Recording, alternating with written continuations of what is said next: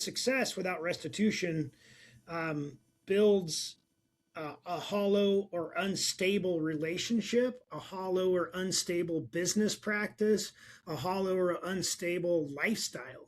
Quite frankly, people try to outgrow their mistakes instead of owning them. And avoidance masquerades as moving on, right? I did some bad stuff in the past, but that's in the past. All these coaches and gurus and Instagram people say, just don't even dwell on your past. Well, maybe your past is what's holding you back.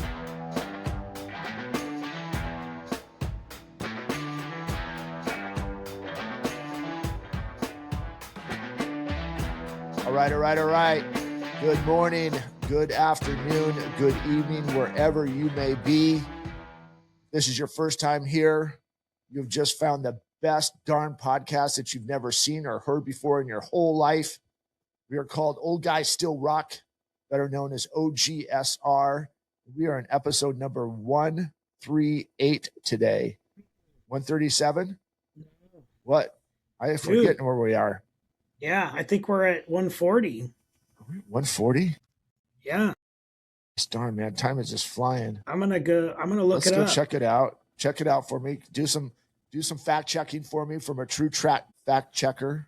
And we are at, let's see. Nope, you're right. We are 138, buddy. I wanted to be at 140. I don't know why. Yes. Yeah, yes. You're right. Good job. I won Good today. job. Okay, we're done. That's it, guys. Thanks for tuning in. I won today. I'm out. That is, you don't get too many wins lately, so I'm taking that one and I'm going to the bank with it. Yep. But I lost, so that goes back into our our subject for today, right? We're going to get into that, right? So, super quick introductions. I'm Blair Armstrong, a Team Armstrong Cobo banker. I am a global luxury specialist in the world of residential real estate. We are basically just the reason why our company is in over 50 different countries. So if you're looking to do our real estate, even if you're in a different state and you just need some guidance, feel free to reach me out. I can put you in touch with one of my colleagues across the world. So don't hesitate to reaching out to us. It actually helps fund this show. So we don't have any paid advertisers or sponsors, which as of right now, we are in talks with that. But as right now, we don't have paid sponsors. So the guy that you see on your left or possibly on my right is the other host of the show, Brent, Wright Incorporated. We'll introduce him for a little bit, but him and I fund this show. And as I said, we are at episode number 138. And if you want to know who the hell are Old Guys Still Rock, we've got 130 great episodes that's really going to lead into today. Before I get to your introductions, brother, actually, let's start to you. Brent Wright of Brent Wright Incorporated. Man with many different hats, payroll companies, multi-property owner and landlord, detail shops, body shops. Just him and his wife opened up a wellness center. They're partners. I'll just say that. His wife opened it up. He's a partner of that.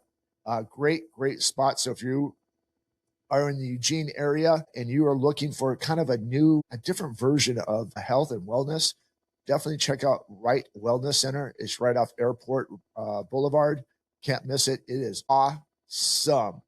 Guaranteed, if you haven't been there yet, you have never seen anything like that in your area. So how are you, dude? What's going on? I forgot Busted Tees. Yeah, Busted Tees, man. Still growing? Still kicking ass? Still freaking growing. I'm going to give you some numbers. Busted Tees in the last 90 days, 388 million that was last week. This week, we're at 420 million views. We're at 76,000 followers.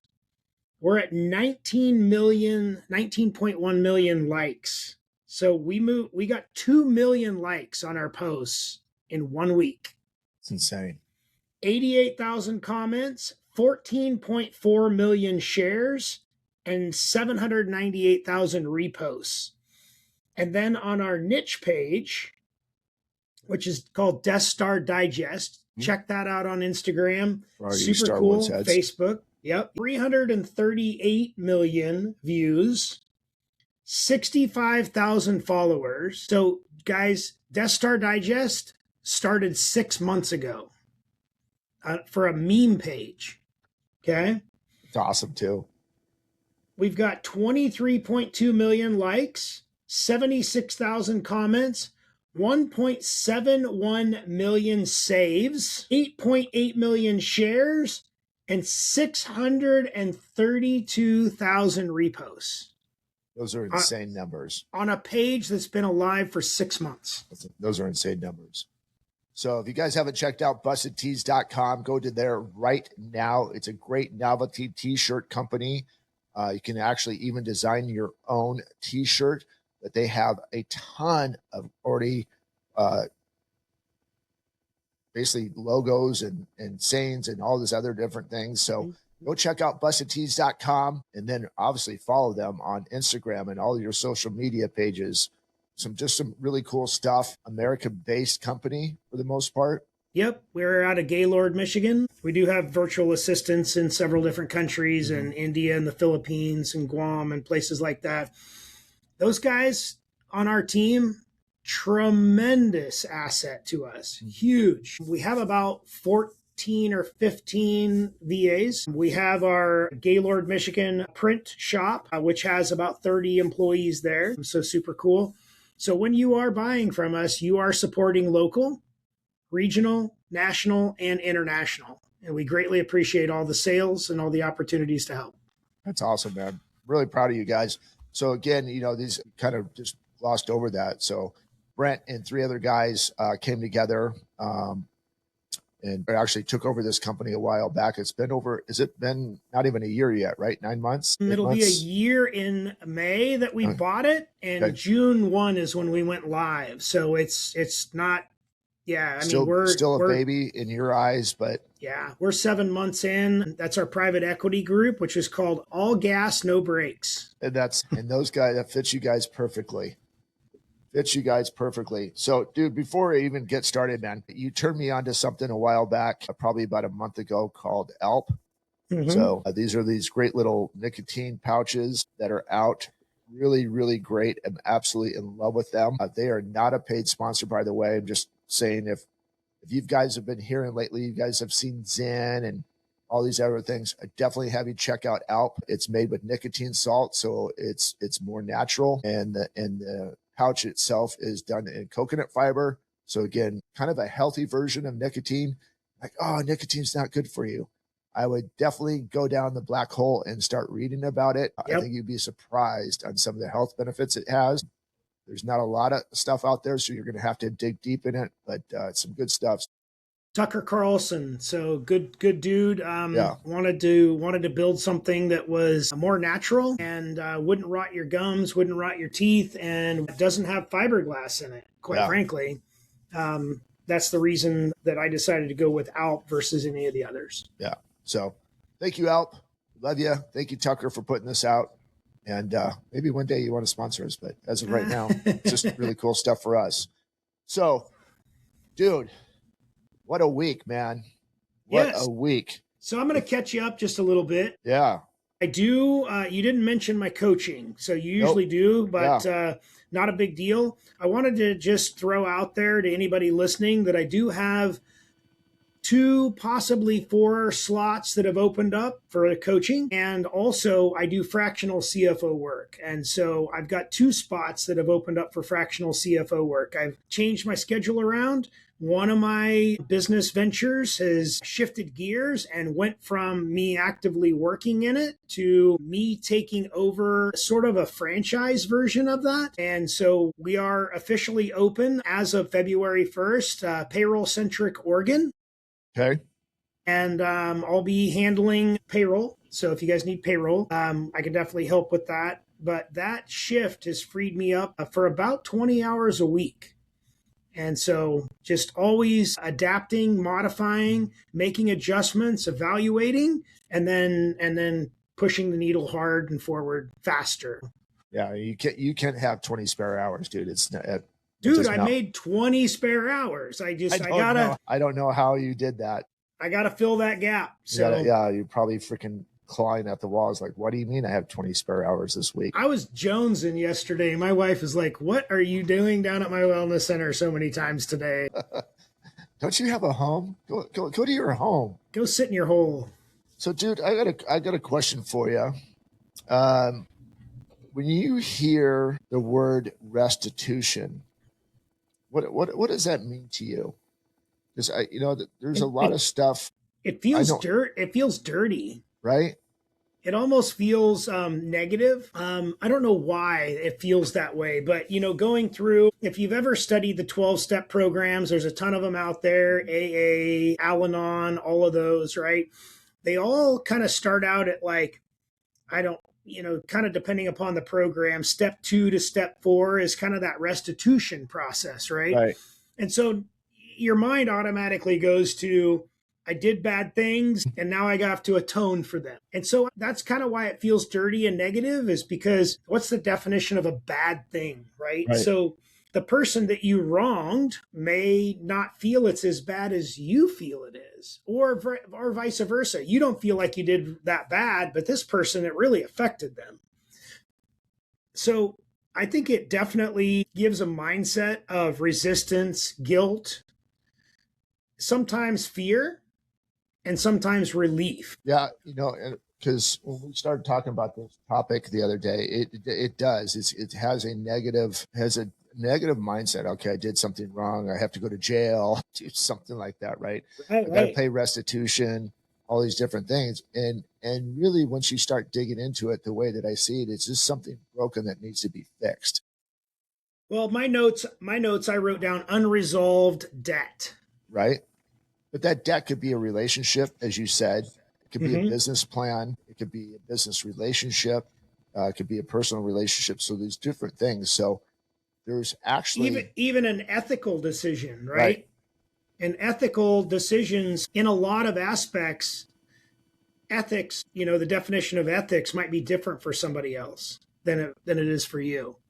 So if you're not living based upon core values, we've done a podcast on core values before. Mm-hmm. If you're not living on core values, or you have core values, but they're different than somebody else's, there might be this repair that needs to be done in that relationship.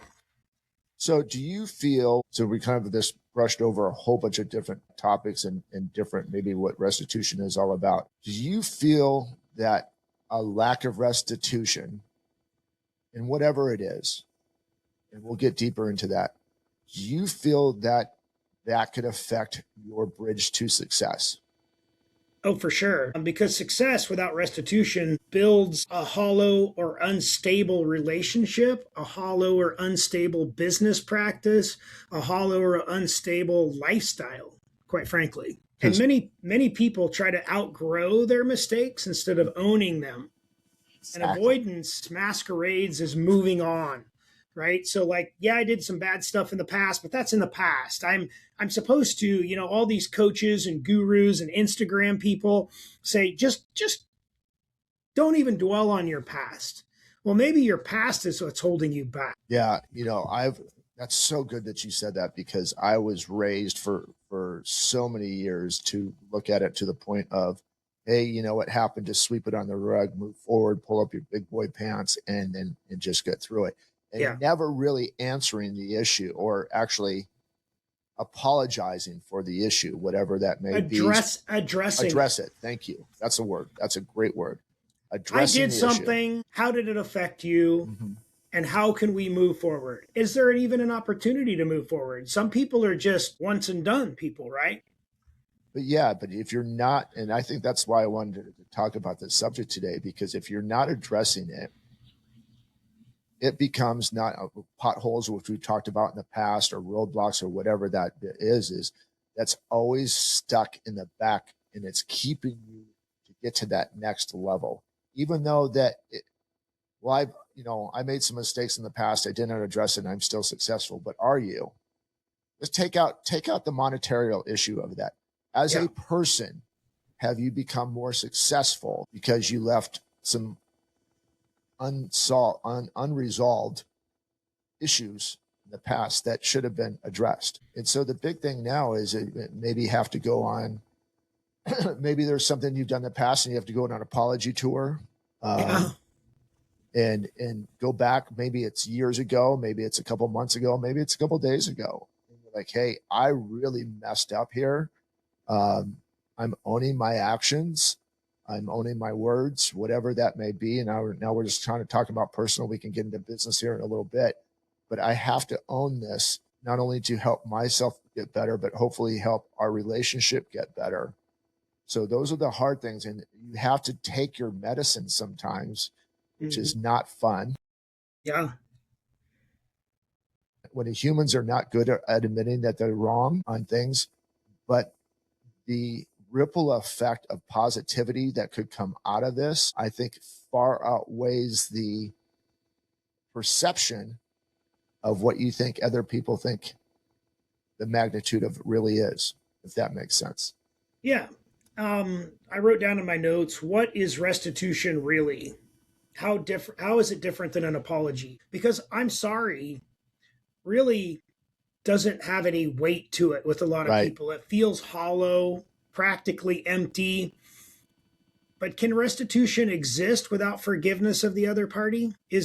What is restitution? Restitution for me is acknowledgement plus responsibility plus corrective action. We talk about action a lot in this podcast, and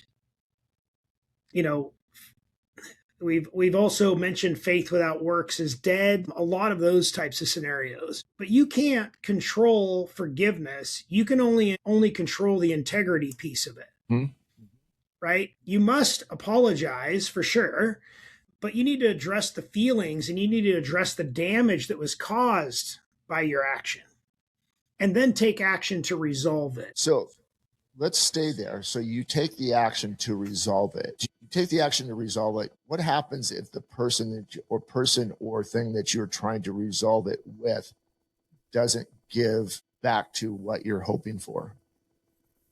Should you just be one and done with that? Or is there a continual process that you just keep trying to get better? No different than any relationship. It's a continual process. It's a living, breathing situation. It has to be fostered. So trust is easy to give and hard to earn back. We've all done something to someone, for someone, against someone that we weren't happy with the result. They weren't happy with the result. But ultimately, it's going to take time. It's not something that's just, I'm done. I went on my apology tour. Everybody's happy. Sometimes that's going to take multiple situations, multiple sessions, and multiple interactions before that trust is even remotely rebuilt. Yeah, and I love that you said that, because I think there's a lot of that in there. Yes, I can say I'm sorry, but if your actions don't continue, which you basically, I'm repeating what you said in just different words, but if my actions just kind of like, okay, my action was I said that I'm sorry, now you're supposed to forgive me and let's move forward. No, it's going to be a journey, not only for that moment and for that relationship or for those words or for that business, whatever that is it's so the restitution should almost stick in your mind. Like, I never want to go back to this place again. So whatever that restitution is let that be a trigger. So the next time you're in this situation that you don't go down there. Remember the pain, remember the embarrassment, remember whatever that came out of that to get you to this point of having to have restitution with something, that you don't go back there. And not only that, and that's kind of the bad side of it, but on the positive side is it so that you can be an example for others. And another thing that we've talked a lot about lately, which is coming to my forefront of mind, and everyone sees it right now, the keyboard warrior of social media and news, or even just conversations and people. These are, and many times have been, long-term friends, long-term business associates, and whatever. And because you have a different view of what's going on, bad things are said and bad things are done. Now, well, you know what? They don't believe the same way I do. I'm out. Mm-hmm. And you're throwing away potentially a life-saving, life-changing relationship, business or personal. So maybe today, and Brent and mine hope is this: if you've had that instance, and we're using the political climate right now, which is like through the roof right now. Maybe it's time to take a step back and say, you know what, kind of overreacted on that. I realized that what's going on in the world is not fun, but it shouldn't affect our relationship. Where there, everyone can't get along. Everyone's not supposed to be friends. I understand that, but at least have a civil conversation. And I think that's where we have the biggest problem right now. We have a massive breakdown in communication and a massive breakdown in forgiveness and understanding. This is really not, we're not doing this. There's probably 15 or 20 people that are creating this whole mess. So, Wrath, may not like what they said. You may have said some mean things to you. You may have said some mean things to you, but start that restitution on both sides. And that's really where I hope to see, because it's not fun being around right now. People are angry and yelling at each other and calling you dirty names, or you're a bad Christian, or you're a dirty atheist. What is that making? So restitution. I'm hoping this hits home today, and I hope this triggers something in your mind that when we continue to talk about this, that something comes up, that you start that process. It may take a little bit of time for you to get to that point, but I hope that this starts the process for you to get there. So to ask a question about that, what happens if you don't resolve restitution? What does that cost us? What's the downside? To me, the downside is you're never becoming the fullest potential that you can possibly be. That's the biggest thing. The more of before I get into the answering this question, I'm not standing on a soapbox here. These are stuff that I've been learning over many years, the last couple of months, the last couple of weeks, the last couple of days. It's a continuous process. And what I'm finding out is the more time that I'm avoiding stuff is the more I'm getting held back mentally for me. Yeah, so your mental load increases and it drains your energy. Yeah. So it's not so much debilitating. It's more of a failure. I'm on here on this mic. I'm trying to help people get better. You're trying to help people get better. And there's things I haven't answered yet. And there's part of me like, God, it's been so long. Why even bring it back up? It's not really affecting me anymore. Yeah, that's possible. It may not be affecting you, but is it still affecting the other person? Yeah. And then do you try and overcompensate when you see those folks in public? Absolutely, dude. At 100%. Yeah. And then it becomes super fake, like, well, messed up. You live in a different world than a lot of people. And so there's a lot of people that you interact with on a regular basis during your blue light special dinners at 4:30. I would guess, haven't been interacted with, but some of your stories, that there's a lot of people putting on airs in their engagements, and they try to overcompensate. And that builds a lot of pattern repetition. Same mistakes are created. It just becomes a new problem. And you're just continually building on the problems that you've created in the past. And then for you, do you feel like subconsciously that it's holding you back, or there's this block, or there's this thing? And every time you interact with those folks, does it feel like your subconscious is kind of like talking to you on your shoulder, like, I need to deal with this? And you see the old cartoon about the devil, the devil and the angel on your shoulder, and the devil's saying, it's okay, just go through the process, go through this interaction. And then the angel's like, nah, you need to take this person aside. You need to deal with this. And then what happens if you don't? It goes back to your action too, but realistically, in the back of your mind, that they're looking at you as fake or disappointed because of your actions of not owning up to it. You talk amazing words. But at the end of the day, everything you're talking about is just empty air, because you didn't really, everything that you're telling me is something you haven't done. And so that's the hard part. I mean, taking your medicine is not, it's just not fun. So yeah, I live in a world that kind of people like, oh, that's okay, and this is okay, and it's not okay.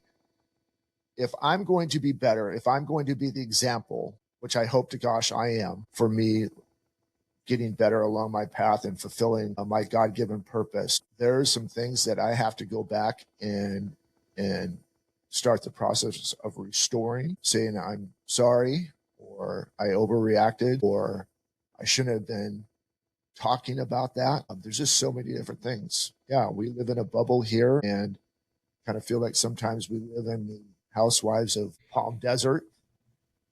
So speaking of that, I got two stories for you. So my son was asked a question at men's Bible study last night. I'm the only man that goes to men's Bible study that takes their son, which I'm calling out those people and those leaders as well. You should be taking your son. If you have a son and you're trying to build him into a leadership position for the future, if you're interacting with a group of men, you should have your son there. That's just me. But he was asked a question last night, and he said that his answer was, if you have 2 handfuls of nothing, it'll never make anything. And that really resounded with me. Savant of savants. You can't build something out of nothing. Even 2 handfuls of nothing don't create anything. The other one is, my wife started watching this show a number of years ago, and we started watching it together because what she watches, I watch, and vice versa.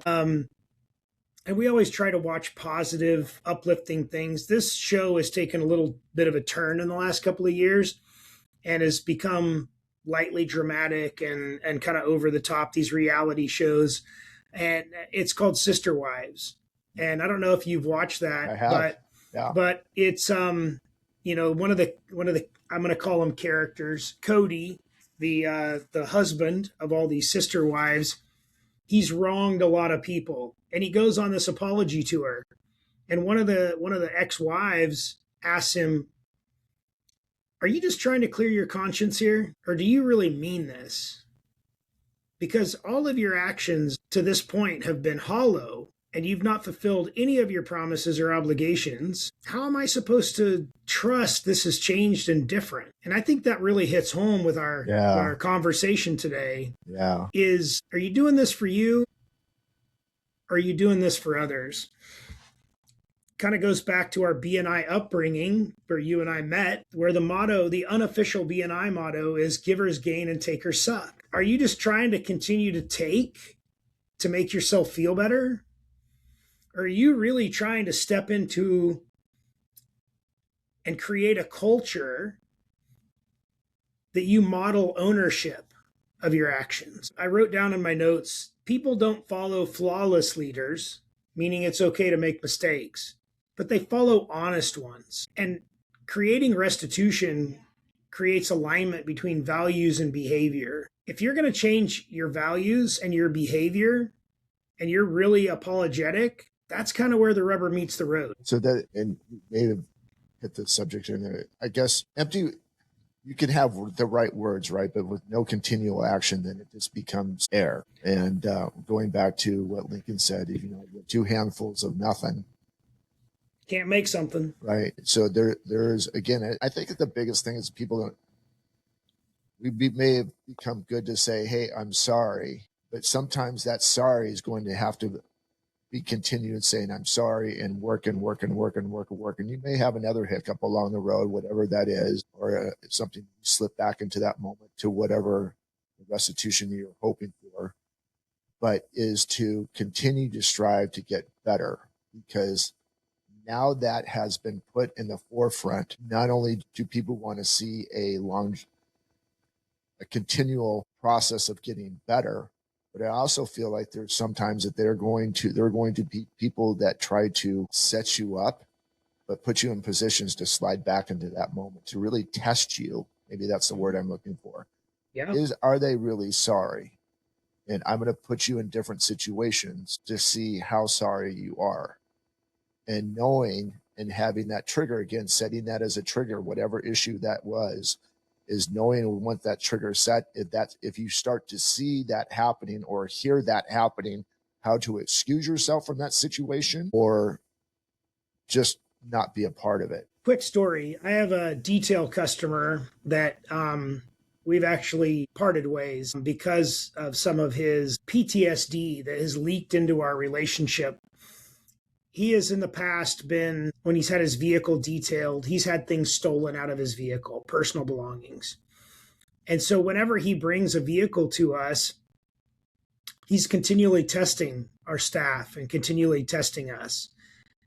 He'll leave a $100 bill in his side pocket of his door and then looks for it to see if it's put into his personal belongings every single time. Because of his unresolved issues that he's been wronged, he's now going to take that in every interaction with every person and test them. So we created an SOP around that. Whereas if there's any cash that's left in the vehicle, it gets put into a Ziploc, it gets labeled and marked and counted.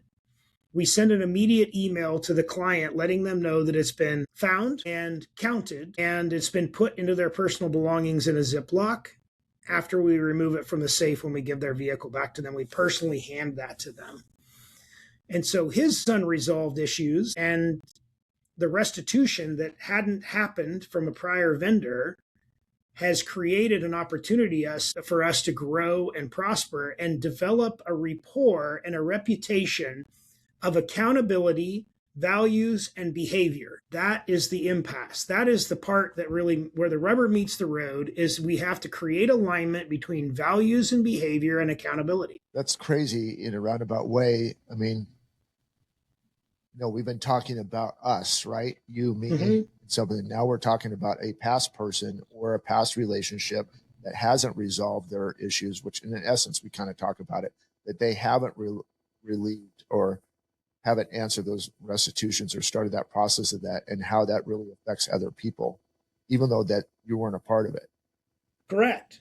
Yeah, it leaks and bleeds into everything. Yeah. We talked about that earlier. It leaks and bleeds into every aspect of you. So you could come into, we talked about this too, this triggered something, Pastor, this is who I am, blah, blah, blah, blah, take it or leave it. Oh, well, that's not fair. Why am I paying the price of what happened to you in the past? I want to start this new relationship with you, whatever it is, with business or personal. I don't want to have your past affect what's going on in the future. So then it goes back to, if we want to, or we want to take the time, and hopefully that after watching 37 other podcasts, that that we have to invest into others as much as we invest into ourselves.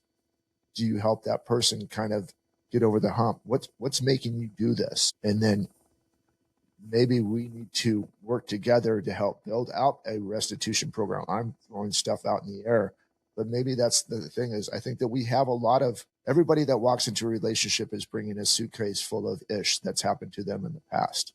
Some of it's been answered, some of it is not. But are we going to start spending time to help others as we help ourselves to maybe help heal the wrongs that have been done?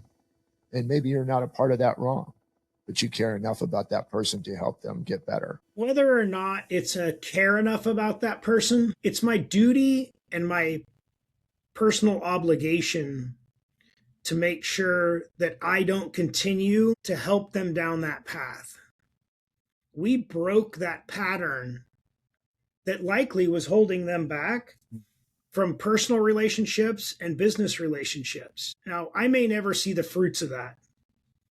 But what I saw the fruit in is that it created an honor and integrity and accountability scenario with multiple customers going forward. Because of one person. And something it's an interesting statement, and it's reality, really, that now you're doing this process. So now when the customer sees it, like, wow, I would have never thought that they would have to do that. Or now, you know what, I'm going to change my way of business or my way of relationship. It's addressing it. So ironically, it comes down to communication. Always. And we beat that to death in a roundabout way, but it's never old enough. Absolutely. Yeah. It's helped me get a lot better in my communication skills, which are still struggle drastically at times. But there are things now, even through, we're going to go back to 137 episodes. There's things now that are happen that not 140, by the way, not 140, 137, 138. There's things now that, these topics and these conversations that we've had have now like set my stuff, and something will happen and I'm like, okay, I'm going to procrastinate on this. I'll get to that in a little bit. No, damn it. Answer it now. Just get it done with. It may not be fun. Just get it done. And you do it. And then you realize it wasn't that bad. And you said something earlier, maybe we said this in pre-show or whatever, but we always think it's a lot worse than the other person does. We could. And maybe it is that worse too. But we build it up that oh my God, it's so bad. It's so bad, so bad. And the longer we procrastinate, the longer we don't get into that restitution mode, whatever that may be, the worse it gets. True. So it's just owning it, taking your medicine. The antidote is the restitution, is to start the process. And it could take you years. It may only take a couple of hours, but knowing that if it's going to take days, weeks, months, years, when you go see Jesus, you've done well, my good and faithful servant. Yeah. So in relationship to that detail client, for us, it built in a lot of clear conscience. So one of my discussion points I wrote down is freedom comes from clean hands and clear conscience. We feel that our process and our SOP that we learned from this client has freed us from any opportunities to fail. And we have clean hands. We don't steal. We have clear conscience that we did all the right things that we could for the client. And that created some momentum and accelerated our business and built a rapport with future clients. Now, this was 4 years ago. So I've had a lot of clients since then. You know, we clean anywhere from 2 to 12 vehicles a day. And the opportunity for us to accelerate our momentum after we had that alignment opportunity with that one particular client has been huge. And you can't build on shaky moral ground. So setting the opportunity with a client or a friend or a family member or a coworker that you're going to do the right thing in spite or in light of the fact that you might have done the correct thing the first time. Now, none of my staff, they're all background checked, they're all vetted, they're not addicts, they're not this, they're not that. I believe honestly and wholeheartedly that they're good and honest people. In the past, had they might have not gutted the car, blown out from underneath the seats, found that change, that earring, that pick something, right? I mean, they might have just sucked it up in the vacuum and didn't even think about it. The vacuum monster ended up with that $100 bill. It didn't go in their pocket. But it creates an opportunity for moral upstanding in that situation. One of the craziest stories, we did a Tahoe for a guy a number of years ago. So every 10 years, he buys his wife a new vehicle. The previous 10 years before that, he had bought his wife a Tahoe. He went and bought her a new vehicle, a little Mercedes, and he had us clean the vehicle. When he gives her a new vehicle, he also gives her a piece of jewelry. He had given her the vehicle, he gave her the piece of jewelry, and they drove and had dinner. The piece of jewelry was a diamond tennis bracelet, $10,000. It got snagged on her sweater or jacket or something and broke the tennis bracelet. They never found the tennis bracelet, and the insurance paid them out. Their homeowner's insurance paid them out on it because they hadn't scheduled it yet and all those things because it was brand new, right? You were in the insurance world, you know exactly what I'm talking about. During the cleaning process, we found this tennis bracelet. Oh, wow. The broken pieces of this tennis bracelet, 6-7 inches long. She had a 1-inch piece. The rest of it gone. Insurance had already paid him out. We put it in the Ziploc. We put it in his personals. After we took it out of the safe, I showed it to him and said, hey, I'm not really certain if you knew this was underneath the seat or in the console or wherever it was. And so he tells me the story. So then he calls the insurance company and they said, nope, it's past the 10-year mark. It was like 10 years and 3 days. Because again, he's selling this car because he bought her a new one. The amount of trust collateral that we built in that situation with that customer was huge. He was able to take those diamonds and he had it made into something else for his wife, and story, goes on from there. But that customer now has been a 10-year customer to us, at least 10 years. We've detailed his wife's vehicles every time he's bought her a new vehicle. And he remembers and he tells our staff that story every single time he comes in. Great story, but also what you guys did allowed him. I mean, because some people are like, okay, we already got paid for it. I'm just whatever. But to me, you spurred a action out of him to actually call his insurance company like, yeah, we got something and I need to make this right. In that, not only did we build trust with him, but he built trust with us because of his action. He wanted to produce restitution, right? And in doing so, we saw that he was a person of honor and integrity and moral upstanding, and we wanted to do business with him.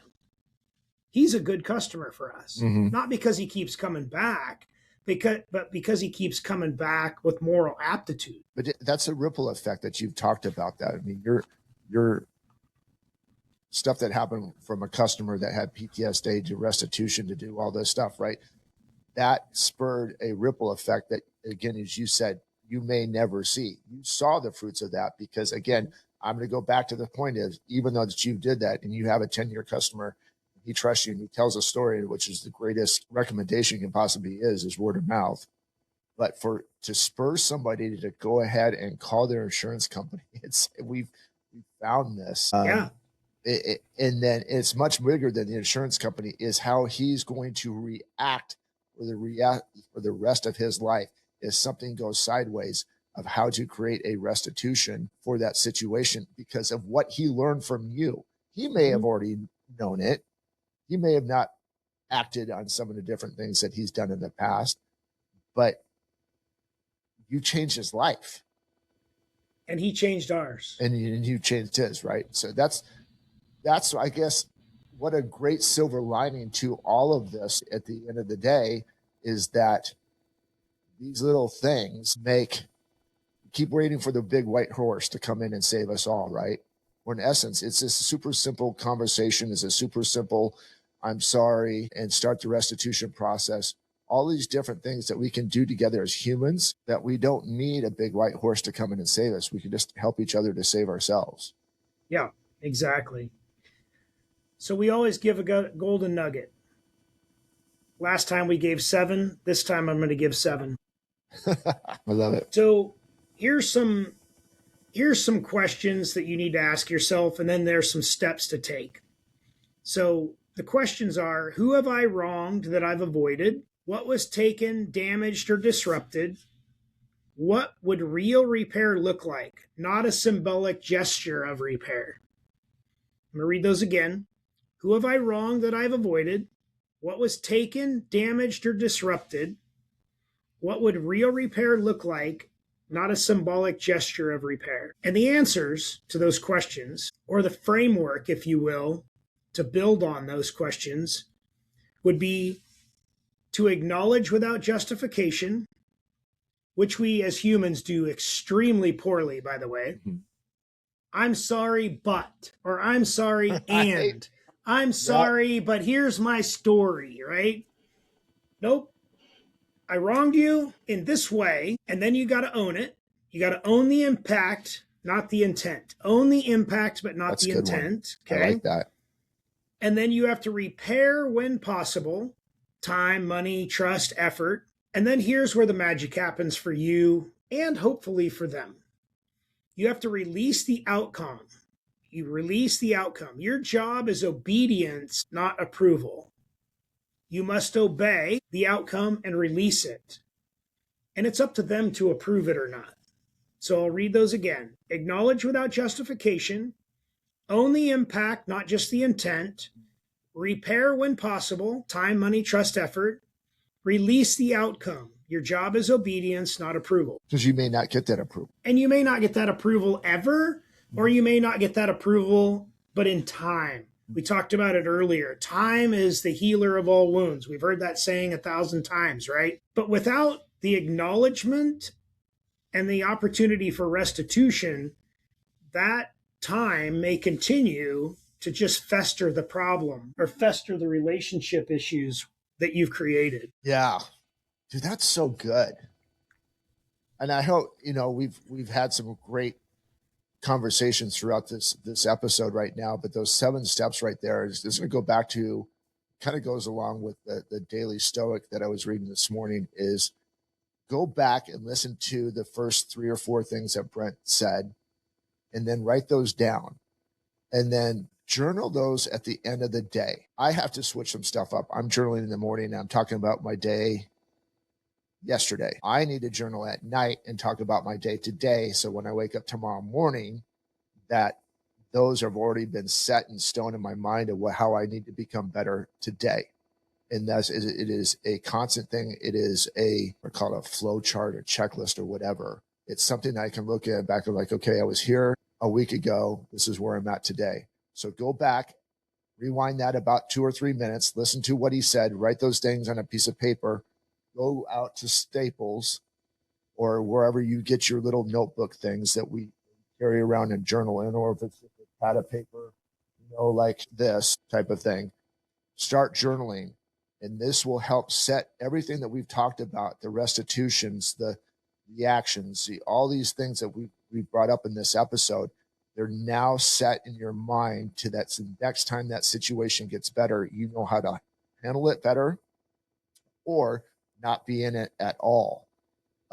Because writing stuff down, as Brent has said many different times, he puts his thoughts into he writes them down in a note, and then he takes those and transfers those over into Chat GPT, and they put up a stuff. So he is not only writing them to set them, but then he's putting them to put in more clear thoughts and then reading them. And so now his next day is what we always talk about, just win today. So tomorrow, everything that he went through today is going to help him win tomorrow. And then those things in the next day, and the next day, and the next day. And then you get to become that leader that we want to establish in each and every one of you. And most of the people that listen to this show are those leaders. But then you get to be the example, because people are going to not only absorb it through osmosis, but also going to observe it by sight and sound of, well, Blair did this, or Johnny did this, or McCumber did that, or whatever, right? Yeah, and we'll even do one better, guys. I just forwarded those notes, the 7 steps to Blair. Hopefully, you can drop those into the notes for the podcast. Yep. And then I would tell you guys, here's a little hack that I've been using. I've been taking my notes for the day and dropping them into Notebook LM. Notebook LM can actually turn your notes into a podcast format that you can listen to while you're driving down the road. So you can hear it from a different perspective. That is your notes, your thoughts, your feelings, your goals, your aspirations, your failings, but you can hear it from a different perspective. And it might actually help you to set the tone on what you need to do tomorrow. Remember, we're just trying to get 1% better every day. Yeah. And at the end of the year, the compounding effect is 365% better than you were last year by doing 1% per day. But that's not even the compounding. So if you did the math on that, that's actually more like 5,000% better. Could you imagine what you could do if you were just 5% better at the end of the year, 50% better? What that would pay out in your relationships. Thank you, sweetie. Pay out in your relationships, pay out in your business interactions, your family, your friends, your kids, your neighbors. The hard part here, guys, is that nobody likes accountability. Yeah. You gotta get comfortable with accountability, or restitution is hollow. We talked about that earlier. Chai tea, buddy. That's right, man. I mean, what perfect timing is that, though, right? I mean, of all those things that you have done restitution with your relationship with April, we're going to use this as an example right now, to the point of, dude, I have to do it every day. I know, but It's listen, yeah, you're still getting, regardless of kind of where life is at times, sometimes it's fun, sometimes it's dumb, but every day at a certain time, you get a cup of chai tea well, she because it's sends me an email. Here's the thing though. So here's where the magic happens, guys. My wife is not feeling well. She's been pain and suffering since yesterday, but she thought about me. The restitution that I do on a regular and continual basis, because I fail a lot, guys. I fail so bloody much. It's not even funny. I giggle a little bit and laugh at that. It's just at nauseum my failures, but also at nauseum are my steps that I take to try to make sure that I didn't step on anybody's head to get across the pond. and the ones that you did step on, go back and repair those. Yeah. Awesome. Flippin' awesome.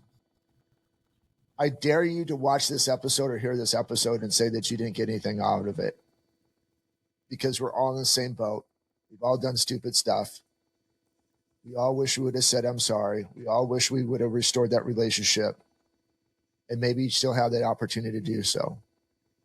Well, until you die, you still have the opportunity.